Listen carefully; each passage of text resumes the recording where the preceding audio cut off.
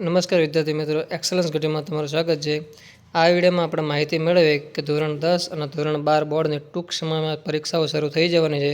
તો ઘણા વિદ્યાર્થીઓને ડાઉટ હોય છે કે ભાઈ પુરવણી ભરવી કેવી રીતે, કયું સ્ટીકર ક્યાં લગાડવું, બારકોડ સ્ટીકર કોને કહેવાય, ખાકી સ્ટીકર કોને કહેવાય, કેવી રીતે લગાવવામાં ભૂલ થાય તો શું। તો કોઈ પણ ટેન્શન લેવાનું નહીં, આ સંપૂર્ણ વિડીયો તમારા માટે છે કે તમારે બારકોડ સ્ટીકર ક્યાં લગાવવાનું, કેવી રીતે માહિતી ભરવી, કેવી રીતે ખાકી સ્ટીકર લગાવવું। તો આ વિડીયો એક વખત ધ્યાનથી જોઈ લો। સૌથી પ્રથમ સ્ક્રીન પર દેખાય તે રીતનું તમારું પુરવણીનું પેજ હશે, જ્યાં તમારે પહેલાં ખૂણામાં લખેલો છે કેન્દ્ર નંબર, ત્યાં તમારે તમારો કેન્દ્ર નંબર જે હોલ ટિકિટમાં લખેલો હશે તે લખી દેવાનું અને પરીક્ષાર્થીની સહીમાં તમારી સાઇન કરવાની। ત્યાર પછી તેની જમણી બાજુ વ્હાઇટ કલરનું છે તેને કહેવાય બારકોડ સ્ટીકર, અને જે ખાકી કલરનું કથ્થઈ રંગનું હોય તેને કહેવાય ખાકી સ્ટીકર। સૌથી પ્રથમ તમારે લગાવવું આવશે બારકોડ સ્ટીકર। મોટાભાગના સેન્ટર પર આ બારકોડ સ્ટીકર જે બી સુપરવાઇઝર હોય, મેડમ કે સર, તે ખુદ જ પોતાના હાથે તમને લગાવીને આપશે। તમારે ખાલી ચેક એટલું જ કરવાનું કે જે તે બારકોડ સ્ટીકરમાં તમારો સીટ નંબર લખેલો છે કે નહીં, બસ આટલું તમારે ચેક કરવાનું। બારકોડ સ્ટીકર લાગી ગયો ત્યારબાદ તમારે નીચે તમારો બેઠક નંબર આંકડામાં અને ગુજરાતીમાં એટલે કે શબ્દમાં લખી અને જે તે મેડમ તેને સાઇન કરી દેશે। આટલું થયું પહેલાંનું કામ કે બારકોડ સ્ટીકર લગાવવું, સીટ નંબર લખવો, ગુજરાતીમાં લખવું અને તમારો કેન્દ્ર નંબર લખવો।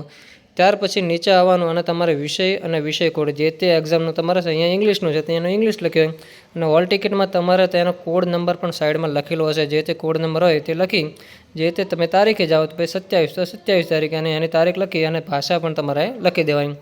આટલું કામ કર્યા પછી તમારું જ્યારે પેપર પૂરું થાય, છેલ્લે 10 કે 15 મિનિટ બાકી હોય એટલે તમારે લગાવવાનું આવશે ખાકી સ્ટીકર।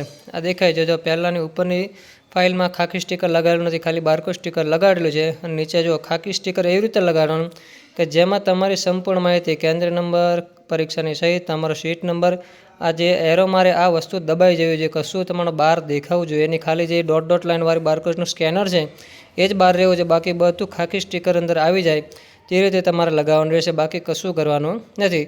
અને જેટલી પણ પુરવણી લો, મુખ્ય જવાબ આવે એટલે 1 અને એની એક્સ્ટ્રા તમે લો એનો પ્લસ કરી અને સરવાળો તમારે ખાસ કરી દેવાનો રહેશે। આટલી માહિતી તમારા માટે રહેશે કે પહેલાં બારકોડ સ્ટીકર જે તે સેન્ટરવાળા લગાડીને જ આપશે, જે તે સુપરવાઇઝર હશે તે, બાકી તમારો રોલ નંબર, સહી અને મેડમને જ્યાં સુધી સહી ના થાય ત્યાં સુધી કોઈ દિવસ ખાકી સ્ટીકર લગાવવું નહીં, કેમ કે ભૂલથી પણ તમારું રીચેકિંગ માટે જાય ને બારકોડ સ્ટીકર ખોલે અને જો ખંડ નિરીક્ષણની સહી નહીં હોય તો તમારે ત્યાં નાપાસ પણ કરી શકાય છે। તેથી આ વિડીયો દરેક તમારા ધોરણ 10 અને 12ના વિદ્યાર્થીઓ સુધી પહોંચાડો કે જે 2026માં ફેબ્રુઆરીમાં બોર્ડની એક્ઝામ આપવા જઈ રહ્યા છીએ, તો તેમને ખબર પડી જાય કે પુરવણીનું પહેલું પેજ ફિલઅપ કેવી રીતે કરવું, કેવી રીતે બારકોડ સ્ટીકર લગાડવું અને કેવી રીતે ખાકી સ્ટીકર લગાડવું। Thank you.